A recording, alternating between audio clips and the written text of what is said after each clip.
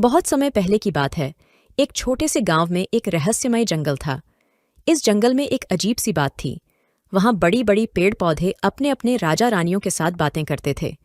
यह किसी ने भी नहीं देखा था, लेकिन गांव वालों के बीच इस बारे में कई किस्से फैल चुके थे। एक दिन एक साहसी लड़का नामक राजू ने अपने दोस्तों के साथ जंगल की ओर रुख किया।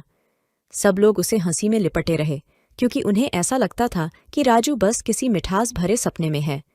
राजू और उसके दोस्तों ने जंगल के अंदर बढ़ते हुए एक अजीब से पेड़ के पास पहुंचे। वहां पर एक वृक्ष खड़ा था, जिसकी शाखाएं बूंदों की भाषा में बोल रही थीं। नमस्ते राजू। बोली एक शाखा और सभी दोस्त चौंक गए। राजू ने उत्साहित होकर कहा, तुम कौन हो?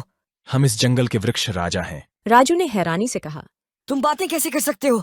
तुम तो पेड़ हो। हर पेड़ और हर पौधा एक जीवनशील आत्मा होता है राजू। हम सभी एक बड़े परिवार के हिस्से हैं और हमारी भाषा है बूंदों की। वृक्ष राजा ने कहा। और उसके दोस्तों ने हर वृक्ष से बात की और जंगल में एक नया दुनिया खोजा। उन्होंने एक रहस्यमय झरना भी देखा, जिसमें पानी गाने जैसे बोल रहा था। राजू तुम इसे छूना मत, इसमें एक विशेष शक्ति है। वृक्ष राजा ने चेतावनी दी। राजू ने अपने दोस्तों के साथ झरने के किनारे बैठकर उसे ध्यान से सुना। झरना एक कहानी सुनाने लगा, जिसमें एक जादुई दुनिया की यात्रा थी। सुनते सुनते राजू और उसके दोस्त खो गए और वही झरना उन्हें एक जादुई दरबार में पहुंचा दिया। अब तुम्हें वापस जाना होगा, लेकिन ये कभी भी वापस नहीं होगा, झरना बोला, और राजू को अपने गांव की ओर भटकते हुए छोड़ दिया। राजू और उसके दोस्तों ने अपनी गांव वालों के साथ झरने का अनुभव साझा किया, लेकिन उन्होंने झरना के रहस्य को खुद में ही सुरक्षित रखा।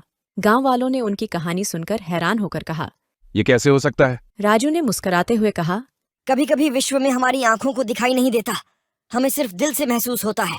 और ऐसे ही वह रहस्यमय जंगल का राजा बन गए, जिनकी कहानी गांव वालों के बीच में हमेशा बचपने में याद की जाती रही। और इस प्रकार राजू ने जंगल की ऐसी कहानी सुनाई, जिसने सभी को अपनी यात्रा में खोली हुई दुनिया में ले जाया।